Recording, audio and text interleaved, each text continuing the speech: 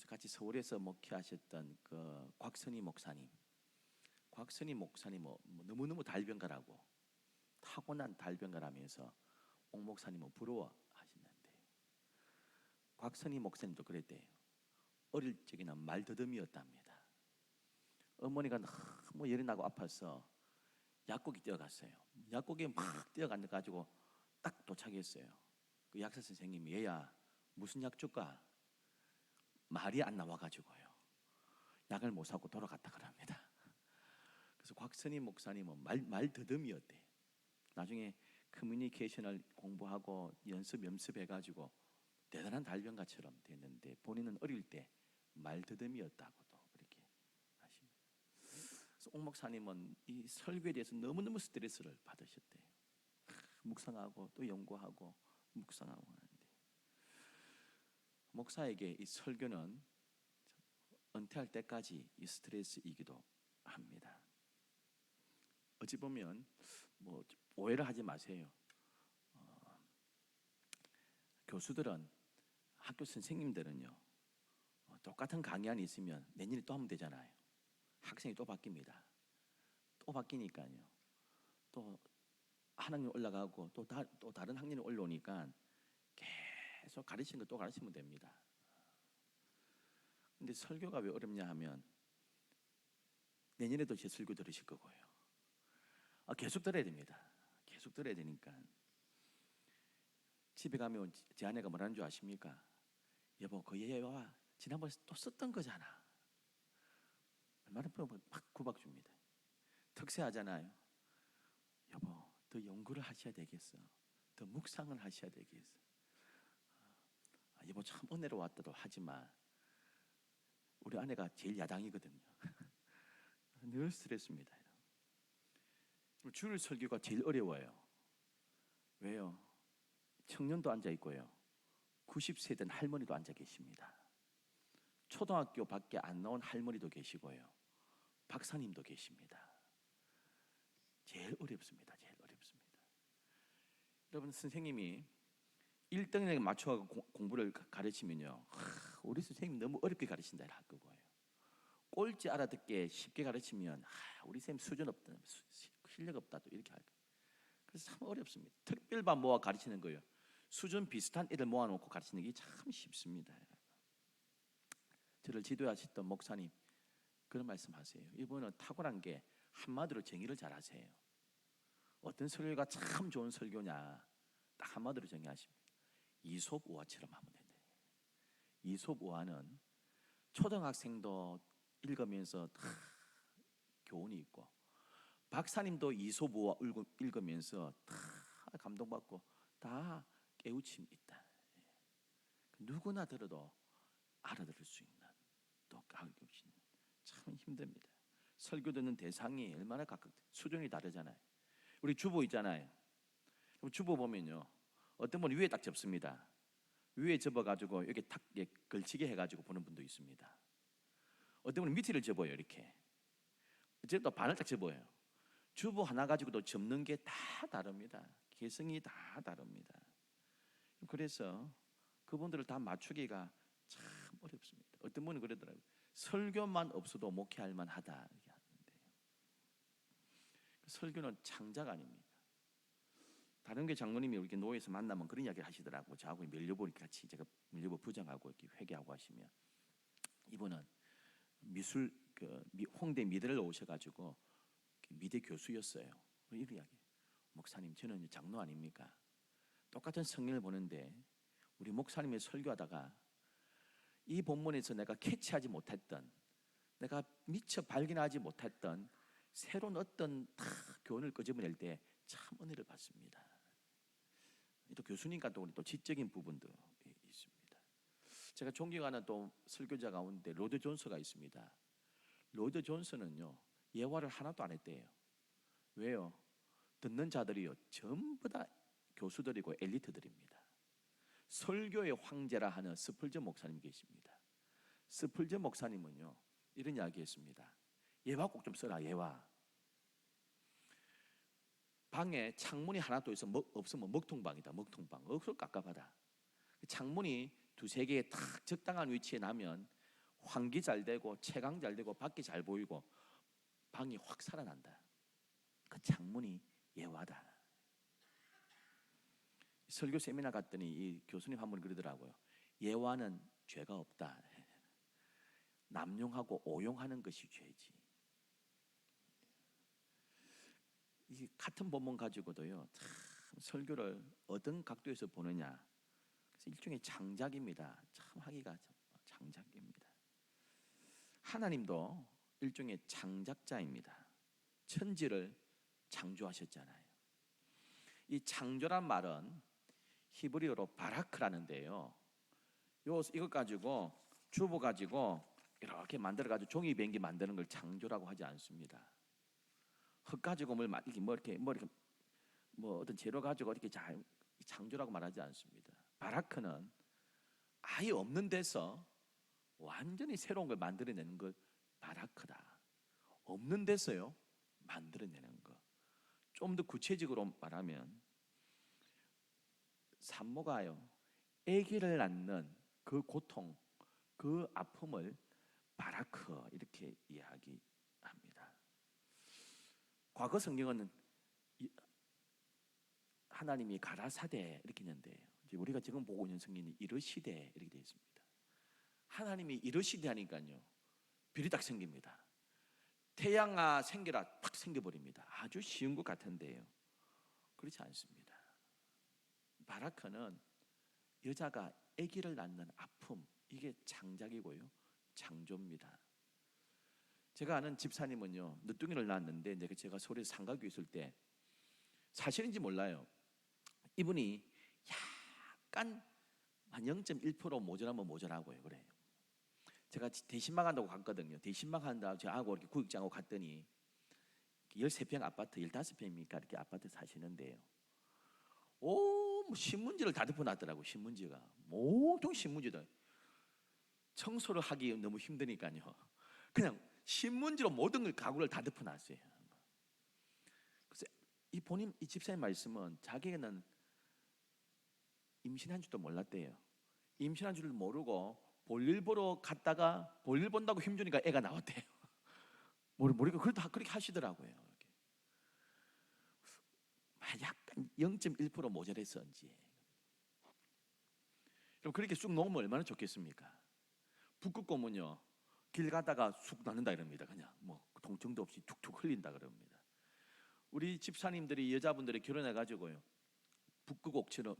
북극곰처럼요 툭툭 하다가 툭툭 나와보면 얼마나 좋겠습니까? 그런데 10달 동안 자궁에 품고 있었잖아요. 애지중지하고 조금만 있으면 병원에 가야 하고 검사하고요 품어야 됩니다. 그리고 정성을 다하고 품습니다. 아파도 약도 안 먹습니다. 애기가 이상이 생길까 싶어서. 감기가 심해도 감기약 안 먹습니다. 10달을 지킵니다. 그리고 낳습니다. 오늘날은 큰 사고들이 없지만 과거에 어떻게 했습니까? 애기 낳다가 큰 사고가 생길 경우도 많지 않았습니까? 나는 죽어도 애기 있는 내 자식은 낳는다, 이런 마음으로 죽음을 각오하고 우리 조상들은 아기를 낳았습니다. 그 마음, 나는 죽어도 아기를 낳는 그 통증, 이게 바라크, 창조하니라, 그런 말입니다. 하나님께서 저와 여러분을 창조하실 때요 아담과 하와를 창조하실 때 아담아 있어라 이렇게 안 했습니다. 어떻게 했습니까? 흙으로, 다른 거와 달리요 태양아 있으라가 딱 생겼는데 사람은 흙으로 온 정성을 다해서 빚으셨습니다. 그리고 생기를 부어 넣어 주셨습니다. 하나님과 비슷한 존재로 하나님의 형상을 닮은, 쉽게 예수님을 닮은 사람들로 저희들을 만들으셨습니다. 근데 아담과 하와가 하나님과의 교제가 깨어지고요 죄를 지었습니다. 가인의 후손들이요 스스로 조상이 하나님처럼 되려고 했는 그 마음 가지고요 형제들 간에 죽이고 악기를 만들어 하나님을 찬송하기보다 자기를 높이고 했습니다. 가인의 후손들이 그거 하지 않았습니까? 그래서 제일 위험한 게요 이 찬송은 하나님께 올려드려야 되는데 에스겔서에 그 새벽별 이 두로의 왕이 사탄이 자기가 비파와 수금을 가지고 여러분, 이 음악을 하나님께 올려드려야 되는데요, 하나님을 대적하는 무기가 됩니다. 제가 지난번에 말씀드렸죠. 제가 대학교 때 영어 잡지를 보는데 We Are the World, 아프리카의 기근으로 굶어 죽어가는 사람들을 위해서 30여 명의 팝송 가수들이 함께 불렸습니다. 빌보드 1등을 계속했습니다. 그 수익금은요 전부 다 아프리카 기근에 다 보냈습니다. 근데 그 가사에 그렇게 돼 있잖아요. 하나님이 돌을 변하여 떡으로 만들어 주었듯이 우리도 도움의 손을 뻗어야 됩니다. 하나님께서 언제 돌 가지고 떡을 만든 적이 어디 있습니까? 여러분, 이 노래를 We Are the World를 만든 사람이 마이클 잭슨 아닙니까? 사탄 숭배자 아닙니까?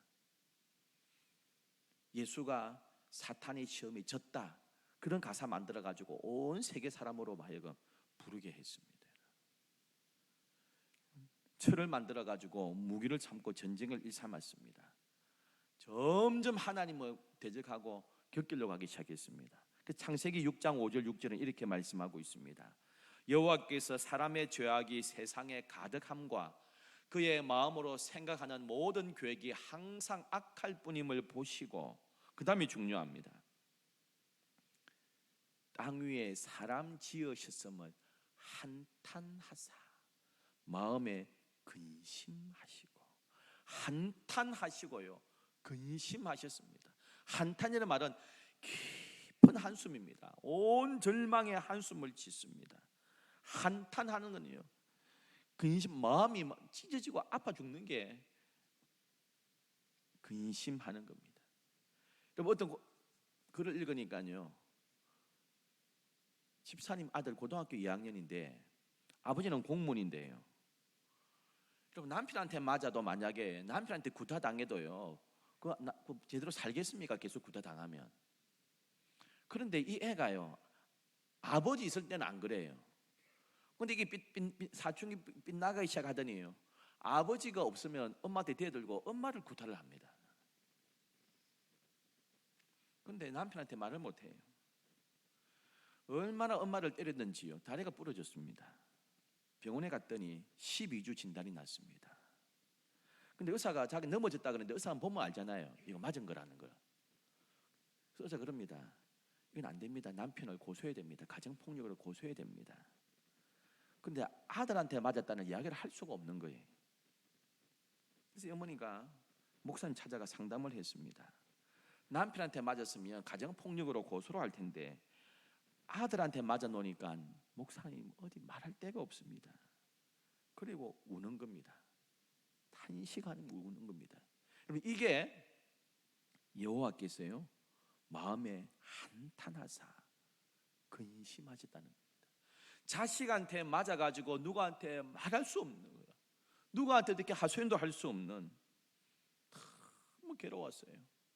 한탄하고 근심하는 게 이게 하나님 하신 일입니다. 자식한테 맞아가 누구한테 말할 수도 없는, 하나님이 온 마음을 다해 창조했건만 하나님을 등지고 범죄할 때 심한 배신감, 아픔을 느끼는 게 자식한테 맞아가 누구한테 말도 못하는 어미의 마음, 이게 한탄하고 근심했다는 것입니다.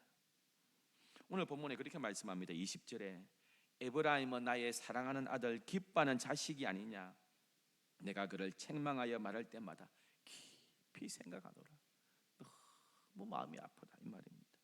그러므로 그를 위하여 내 창자가 들끓으니, 창자가 끊어지는 아픔입니다. 단장의 아픔입니다. 원숭이가요, 원숭이 새끼가 잡혀갔는데 엄마가 따라오면서 울다가 죽었어요.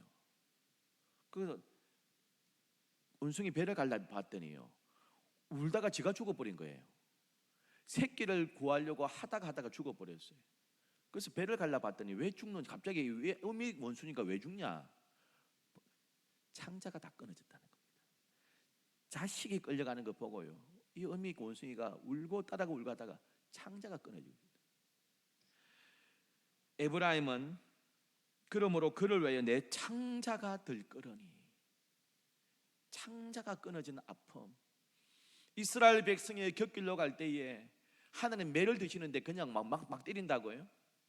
창자가 끊어지는 아픔을 가지고요 매를 드셨다고 그렇게 말씀합니다. 그리고 내가 그를 긍휼히 여기노라 이렇게 말씀합니다. 공자는 모든 종교는 척은지심에서 출발한다 그럽니다.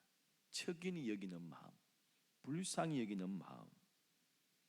그 척은이 무엇입니까? 창자가 끊어지는 아픔입니다.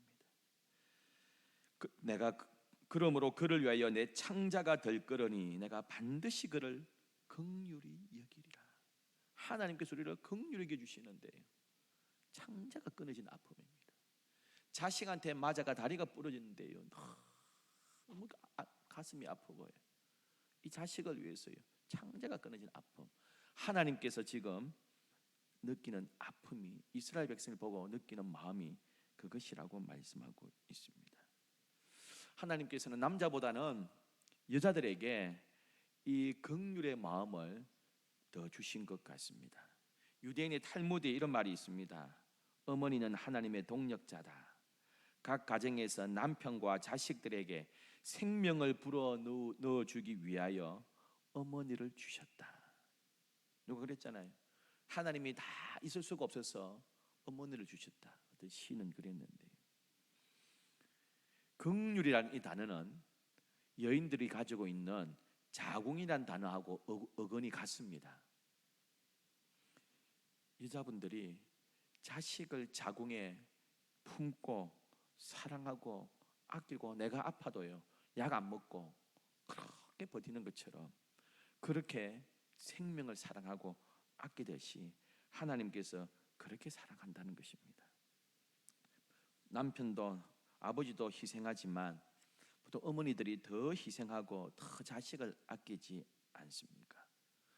여러분 농부가 논에 물 들어가는 거하고 자식 입에 음식 들어가는 거 제일 기쁘다 그러잖아요. 나는 못 먹어도 우리 자식들이 잘 먹는 거 희생하면서 자식들을 먹이는 거 이게 기쁜 일입니다. 근데 하나님 이 마음이 잘 안 맞아요. 참 어려운 가정이 있어요. 어려운 가정이 있는데요 어쨌든 과외를 시키고 학원을 보내고 하는데 최선을 다해서 애를 공부를 시킵니다.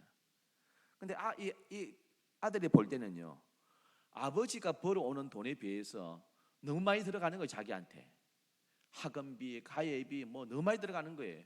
그리고 가정이 너무 어려운 거예요. 자기 때문에 너무 많이 사교육비로 많이 들어가고 그러니까 그렇게 이야기합니다. 그래가지고 아버지, 어머니 우리 가정이 참 경제적으로 너무 어려운데 가만 보니까 내 학원에 동생 밑에 너무 많이 들어가요. 너무 사교육비가 많이 들어가요. 내가 이래가 되겠나 이것 때문에 내 학원비 많이 들어가고 너무 과외비 많이 들어가가지고 우리 가정이 참 많이 좀 쪼달리는데 아무리 생각해도 이건 아닙니다. 대한민국이 아무리 그 사교육비가 많이 들어가도 이건 아닙니다. 제가요 더 이상 제가 학원 안 다닐게요. 과외 안 할게요. 그래서 제가 대학도 많이 안 가고 취업하랍니다. 그럼 부모가 알았다 네 뜻이 그러니 이래 하겠습니까? 부모 마음은 안 그래요. 아니다 학원 더 보내줄까? 뭐가 또 모자라는데 수학이 또 떨어진다. 부모는요 더 공부시켜줄게. 네가 원하면 학원 더 가라. 수학 성적 떨어지면 학원 한 개 더 가라. 이게 부모의 마음이에요. 자식은 너무 우리 가정이 쪼달리는데 내가 학원 안 다니고 대학원 안 갈게요. 이게 효도가 아닙니다. 효도가 아닙니다. 부모 마음을 모르는 겁니다. 더 열심히 공부해가지고 좋은 데 가는 겁니다. 부모가 자식을 위해서 얼마나 헌신합니까? 근데 그걸 헌신이라고 생각 안 합니다. 당연한 거라고 생각합니다. 당연한 거라고 생각합니다. 여러분, 제가 대학교 4학년 때 지금은 딴 데로 옮긴 것 같은데 초랑에 보면 맹인복지센터가 있었습니다. 그 제가 대학교 4학년 때 가가지고요. 그래서 맹인 가정들 애들 과외를 시켜줬습니다. 무료 과외. 내가 수학교육과 찾아가가지고 일을 하려고 하는데 좀 도와줄 애들 좀 후배 좀 이야기했더니 몇 명이 여학생이 오더라고요. 그 저하고 이렇게 영어하고 수학을 가르쳐 줬습니다. 자봉을 했습니다. 맹인끼리 결혼한 사람도 있지만 부인은 장애가 없는 분들이 들어 있어요. 서로 이렇게 뭐 이렇게 여자는 비장애인인데 남편은 시각 장애인인 거예요. 왜 그렇겠습니까? 아마 이렇게 이러다가 긍휼한 마음이 들지 않았겠습니까? 이미 돌아가셨던 고 강영우 박사, 서근옥 여사가 이렇게 공부가 가르쳐줬잖아요. 하다가 보니까요, 자기 누나라고 생각했는데 대학생이고 요는 뭐 고등학생이고 누나가 돼가지고 공부를 해주는데 나중에 보면 누나가 아니더라고요. 그러다가 긍휼한 마음이 들어가지고 결혼까지 했지 않았습니까? 남자들보다 여자들이 긍휼의 마음이 더 많은 것 같아요. 누가 가르쳐주지 않아도요, 남자애들은 가지고 노는 게 총 가지고 놉니다. 칼 가지고 놉니다. 로봇 가지고 놉니다. 여자애들은 가르쳐주지 않았는데도 인연 가지고 놉니다. 그리고 부엌놀이 하기 시작합니다. 그러니 여자들이요, 긍휼의 마음이 더 많은 것 같습니다. 그럼 이 아기를 품는 긍휼의 마음, 하나님의 마음이 그렇다고 말씀하고 있습니다. 하나님은 바디메오를 보시고 불쌍히 여겨 주셨어요. 그 베세다 광야에 5천 명의 남자들을 보시고 하나님께서 목자 이런 양처럼 불쌍히 여겨 주셨습니다. 그래서 그들을 치유해 주시고요, 세리를 보시고 창기를 보시고 긍휼히 여겨 주셨습니다. 오늘도 하나님은 저와 여러분을 보시고 불쌍히 여겨 주시는 줄 믿습니다. 내가 넘어지고 실수하지만 화를 내시긴 내셔도 야단은 치셔도요, 창자가 끊어진 아픔을 가지고 또 품어주시고요, 또 아파하십니다. 여러분 자식 보세요. 누가 더 애잔해요? 잘 나가는 자식보다는요, 잘 안 나가는 자식이에요. 더 애잔합니다. 그래 더 용돈도 줄라 하고요, 더 챙겨주려고 하지 않습니까? 그게 부모의 마음입니다. 하나님은 오늘도 넘어진 자, 가슴 아픈 자를 긍휼히 여겨 주시고요, 불쌍히 여겨 주시고 그들을 품어주시는 줄 믿습니다. 교회가 왜 파괴되고요, 자꾸 어려움이 있습니까? 이러한 긍휼의 마음들을 함께 누리지 못하기 때문입니다. 긍휼히 여기는 마음이 없는 것은 사랑이 식은 거고요, 성령의 감동이 식은 것입니다. 성령 충만의 은혜 받으면 더 긍휼히 여길 수 있고요, 더 품어줄 수 있습니다. 이 연말에 연시에 우리 주위에 나의 긍휼과 나의 사랑이 필요한 사람이 누군가를 한번 돌아보세요. 고난 가운데 위로가 필요한 사람이 누군가 돌아보시기를 바랍니다. 우리 다가오는 새해에 우리 남산제일교회가 서로를 불쌍히 여겨주시고요, 서로를 품어주는 마음이 더욱더 넘친다면 올해보다 내년 더 아름다운 공동체가 될 줄 믿습니다. 기도하겠습니다. 참 좋으신 하나님,